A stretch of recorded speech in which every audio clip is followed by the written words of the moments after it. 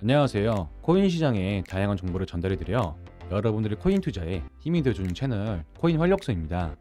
정보 전달해드리기 전에 영상 하단에 고정 댓글 보시면 저희가 무료로 운영 소통방인 카톡방과 텔레그램 링크가 있습니다. 코인에 대해 말로 고민하지 마시고 다양한 의견을 나누시며 정보 교류하셔서 꼭 성투하는 여러분이 되셨으면 좋겠습니다. 많은 참여 부탁드립니다. 그럼 브리핑 시작해보겠습니다. 비트코인의 가격이 유가 급등으로 인한 인플레이션 우려가 제기되면서 3,500만원대에서 횡보를 이어가고 있습니다. 이 같은 모습 때문인지 최근 비트코인은 관련 검색량, 거래량, 변동성 모두 감소세를 나타내서 삼중고를 겪고 있는 상황인데, 이러한 감소세는 비트코인에 대한 시장의 관심이 낮아지고 있음을 시사하며 악화된 투심을 드러내고 있는 것으로 분석됩니다. 하지만 그래도 다행인 것은 비트코인 현물 ETF 승인 가능성이 아주 높아 이것에 대한 기대는 끊이지 않고 있지만, 계속된 신정 승인에 대한 여부가 연장되면서 단기적으로는 전체적인 시장이 약세를 보이고 있습니다. 그래서 오늘은 이렇게 약세를 보이는 시장에서 올해 7월 70% 이상의 급등을 보여줬지만, 지금은 그 상승분을 거의 다 반납했다 해도 과언이 아닌 만큼 약세를 보이고 있는 리플에 대해 브리핑 드려보도록 하겠습니다.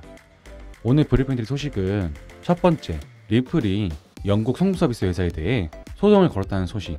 두 번째, SEC의 충격으로 인해 리플에게 투자한 기관 투자자들이 돌아설 것이라는 소식. 세 번째, 리플의 CTO가 밝힌 XRP ledger에 관련한 소식. 이렇게 세 가지 소식들을 전해드리도록 하겠습니다. 그럼 먼저 리플의 첫 번째 소식부터 알아보도록 하겠습니다. 리플이 1,490만 달러 상당의 XRP에 대해 영국의 GCG 림 송금액 운영 업체인 GCG 익스체인지를 고소했습니다.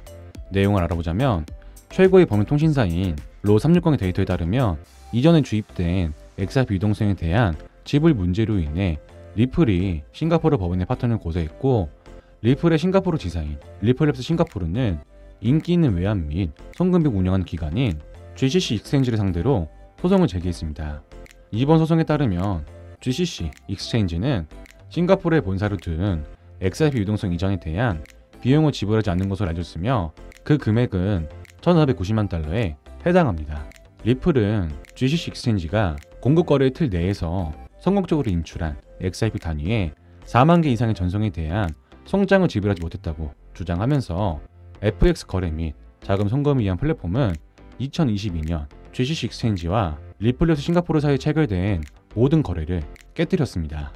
이에 리플은 피고에게 청구서 총액과 점점 늘어나는 연체료 금액을 모두 지불하도록 요구했고, 해당 소송은 지난 7월에 제기됐으나 최근에서야 공개된 사실이기 때문에 그간 리플과 GCC 익스체인지 모두 진행 중인 개발에 대해 언급하지 않았습니다. 이어서 리플은 잉글랜드와 웨일스 고등법원에 소송을 제기했다고 알려졌지만 아직까지 원만한 합의를 이루지 못한 상태입니다. GCC 익스체인지는 글로벌 해외 송금 서비스 제공 업체의 브랜드이며, 해당 서비스는 100개 이상 국가에서 제공되는 만큼 리플이 원활한 국경경치 서비스를 진행하기 위해서 이번 사건을 원만하게 해결해야 할 것으로 보이며, GCC 익스체인지 측에서도 리플에게 피해를 입힌 만큼 피해 보상과 더불어 진행 중인 프로젝트를 정상적으로 잘 이뤄갈 것으로 전망하고 있습니다. 이어서 다음 소식입니다. SEC발 충격으로 인해 리플의 XRP가 가치가 많이 떨어지며 기관 투자자들의 시선이 이전과는 많이 달라졌다는 소식입니다. 내용을 알아보자면, SEC와 리플 사이에 진행 중인 법적 소송에서 우여곡절이 계속해서 진행되고 있으며, 토레스 판사가 XRP가 일부 증권으로 분류되지 않는다고 판결했음에도 불구하고 SEC는 이를 인정하지 않는다며 항소를 신청하는 등 리플 투자자들에게 연일 불안감을 심어주고 있습니다. 이어서 SEC는 XRP에 대해 내재 가치가 없는 컴퓨터 코드일 뿐이라고 밝히면서 더욱 상황이 악화되고 있는 상황인데, 실제로 영국의 구제당조차도 암호화폐에는 내재적 가치가 부족하다고 주장하고 있습니다.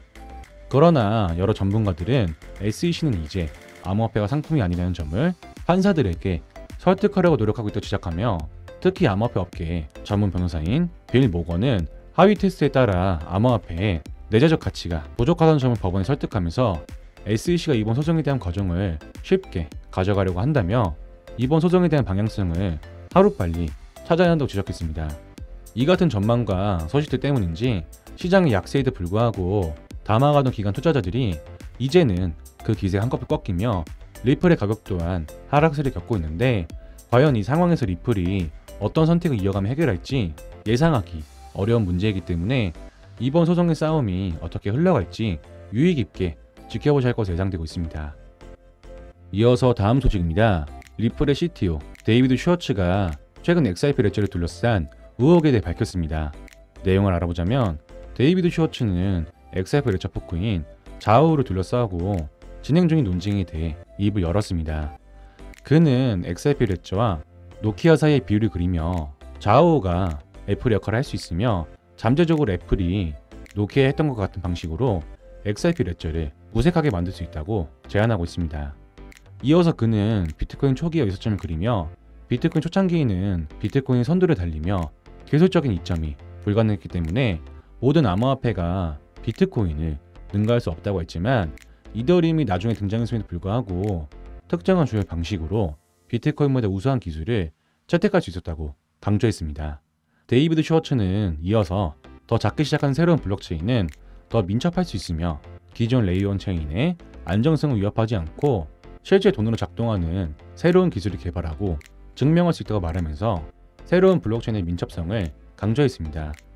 그는 이어서 기존 체인이 새로운 기술을 통합할 수 있는 능력을 갖추고 있지만 이 일을 자제해야 할 이유가 있기 때문에 드러내지 않고 있으며, 자우의 뛰어난 기능 중 하나인 체인의 스마트 계약 기능을 제공하는 훅스의 도입입니다.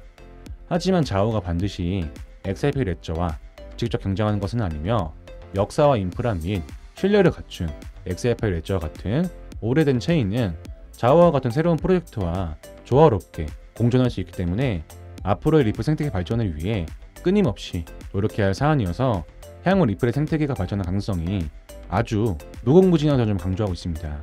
그렇기 때문에 자우의 출현과 잠재적인 혁신이 XRP 레저의 종말을 예고하는 것은 아니기에 리플 투자자들이 걱정하고 있는 문제들을 충분히 해결해 줄 수 있는 소식들을 전했습니다. 자, 여기까지 오늘 전해드린 리플의 최근 소식들을 정리해 드리자면, 첫 번째, 리플이 영국의 송금 운용 업체에게 약 200억 원에 달하는 소송을 제기했지만 국경 간 송금 서비스 발전을 위한 새로운 프로젝트는 계속 이어가고 있다는 소식. 두 번째, 계속된 SEC의 난동으로 인해 리플의 XRP 가치가 많이 떨어지며 기관 투자자들의 시선과 투자가 예전 같지 않기 때문에 과연 리플이 여기서 이 소송에 대한 과정을 어떻게 풀어나갈지 큰 기대가 되고 있다는 소식. 세 번째, 리플의 CTO가 밝힌 XRP 레저의 건재함과 앞으로도 발전할 가능성이 무궁무진하다고 밝힌 소식.